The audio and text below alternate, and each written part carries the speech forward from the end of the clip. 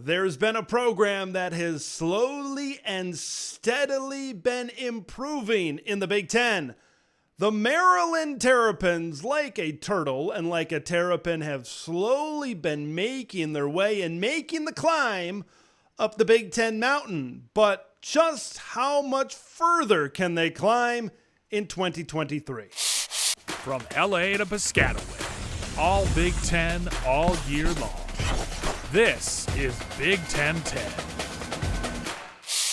Mike Locksley has been doing a great job both improving the results on the field for Maryland, and he's been also doing a great job in recruiting, especially in the DMV area. There's a lot of talent there, and keeping some of that talent, especially the higher rated talent at home, has been key to the success of Maryland football. Now, I'm excited to see where this program is set to go because they've been slowly climbing. Now, this wasn't a team that was always floating around 500. Okay, when Maryland joined the Big Ten back in 2014, they weren't exactly winning a lot of football games. Now, since Mike Locksley has been hired, he has been turning that program into a team that maybe wins just a few more games than they lose. But as they sit right now, they continue to climb. They continue to get better records these last couple of seasons on the field. But the question is, just how much further can the Maryland Terrapins climb? Now, they've had a good record.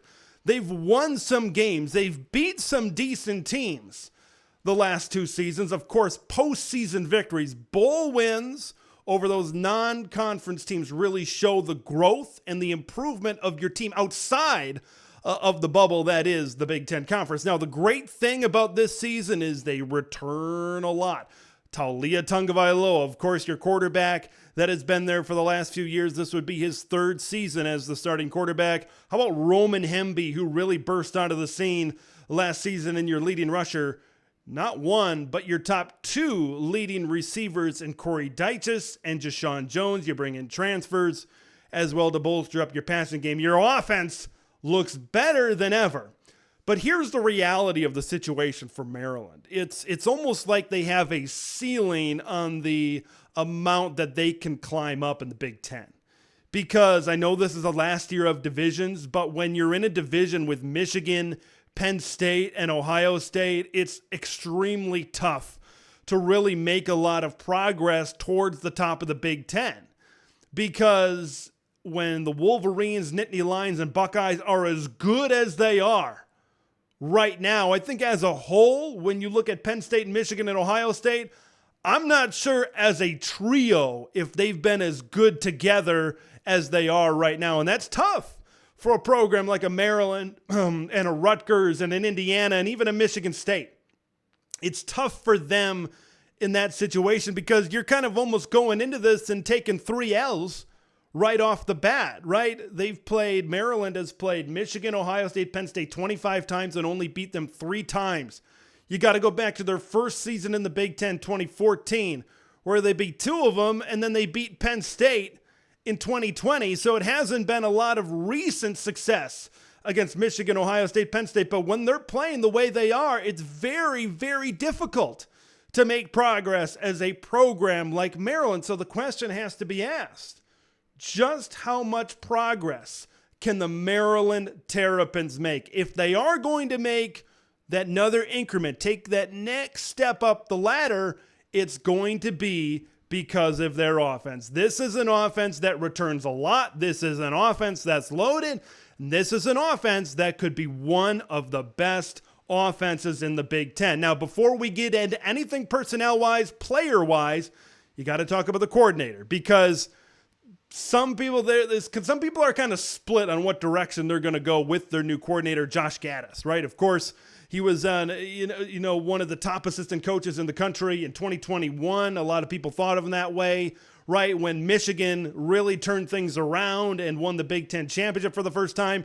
Then he leaves and goes down to Miami, and it does not go very well there. So you got the highest of highs, you got the lowest of lows, and now you come into Maryland with a lot of weapons. I think we're really going to find out what type of coordinator Josh Gattis is. Was it just a bad situation down there at Miami and he couldn't get the job done? Is he more like he was at Michigan, or did Michigan make the man, so to speak, in terms of Josh Gattis' offensive coordinating abilities? We're going to find out. Josh Gattis has all the tools to put a good offense on the football field. Of course, when you talk about Maryland's offense, you got to talk about the quarterback. Taulia Tagovailoa has combined for over 6,800 yards, 44 touchdowns, 19 interceptions, and a 68% completion rate the last 2 seasons. Those are some big-time numbers. Now, the numbers last season dipped a little bit because this Maryland offense became more of a balanced offense, and that leads me into the run game and Roman Hemby. Hemby last season was a dual threat, so to speak, in the backfield. 989 yards, 10 touchdowns on the ground. He's able to be involved in the pass game as well. 298 yards, 4 touchdowns receiving last season. So this is a dual threat, multi-purpose guy in an offense, and that provides some flexibility, especially with a deeper running back room. Looking to maybe get Ramon Brown involved a little bit more. He was a top 100 4-star, really highly touted guy from the class a couple of years ago, recruiting class a couple of years ago. Antoine Littleton is in that running back room as well. So you've got the ability to kind of move some chess pieces around, especially with a multi-purpose guy like Roman Hemby in this offense. Now, throwing the football, they're going to have some guys to throw to. Now, they spread the wealth around last season. Okay, you don't have Jacob Copeland to throw to. You don't have Dante Demas to throw to. Jeshaun Jones, Corey Dyches, a wide receiver and tight end, are your main guys. The top 2 receivers, yardage-wise, on this team last season come back.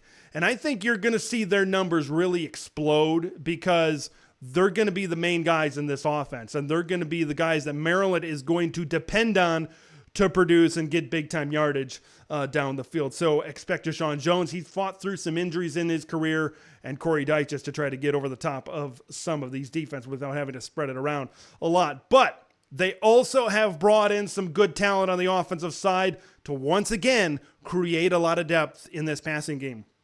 Kaden Prather comes in from West Virginia, but the guy I'm really excited about is Tyrese Chambers, the transfer from Florida International. He combined for over 1,600 yards, 15 touchdowns the last 2 years at FIU in Conference USA. A couple of years ago, over 1,000 yards and 9 touchdowns. Watch him in the spring game. He looks good. Like, this is an offense that looks really good. Once again, folks, a decent offensive line. Just, I want to see more consistency over Taulia Tagovailoa. Sometimes he can take a little bit of a dip down, maybe turn the football over a little bit more. Maybe leaning on the run game a little bit might help that out a little bit. But folks, there is talent across the board on the offensive side of the ball for the Maryland Terrapins. Pressure's on you, Josh Gattis, to try to get the most out of this offense. Okay, let's flip over to the defensive side of the ball. Now, when you think of Maryland, you do think of an offensive football team. You do think of offense, but this is a defense that maybe is a little bit better than some people think right now. This is a defense 8th in the Big Ten in scoring defense last season. It's about a middle of the road, an average Big Ten defense, which when you maybe have what you have on offense is not the worst thing in the world. But they do have some players on this defense. I am going to voice some concerns about the defense here in this preview. But they do have some players on defense that can make a difference. And when you talk about making a difference, coming straight from high school football to college football, Jeshaun Barham did that a year ago. That is a name you should know. If you don't know it already, Jeshaun Barham at linebacker for the Maryland Terrapins made a big impact as a freshman. And the big thing is, he's a local Maryland kid. This is an example of Mike Locksley keeping some of that great DMV talent at home. A really good recruiting market. Locksley is taking advantage of it. Freshman All-American, honorable mention All-Big Ten, 58 tackles, and then he led the team in tackles for loss and sacks, 6.5 TFLs, and 4 sacks. He's a guy that can get in the backfield. You can move him around to multiple spots. They're going to depend on him to really wreak havoc, because when you look at the rest of the linebackers beside him, you look at the defensive line, there's not a lot of people that stand out around Barham. There's really not. There's a big loss on this team as well at linebacker. When you look at Ahmad McCullough, that he ended up transferring over to Washington State. 45 tackles. He was 5th on the team, 3 tackles for loss. I think if he would have stayed, he could have made a really good tandem with Jeshaun Barham, but it just wasn't meant to be. The linebackers around Barham have experience. They've been in this program, but I don't know. I just don't know where they are talent-wise. And I'll get more into the front 7 concerns here a little bit later. But I want to talk about maybe the strength of the defense. And that's the secondary, which is a little bit crazy, considering that you lose a guy like Deonte Banks and a Jacorian Bennett, 2 very good defensive players, defensive backs on this team last season. Now, your top 2 tacklers that are returning to this team are both defensive backs. They're both safeties. Bo Braid and Dante Trader 1 and 2 in tackles last season.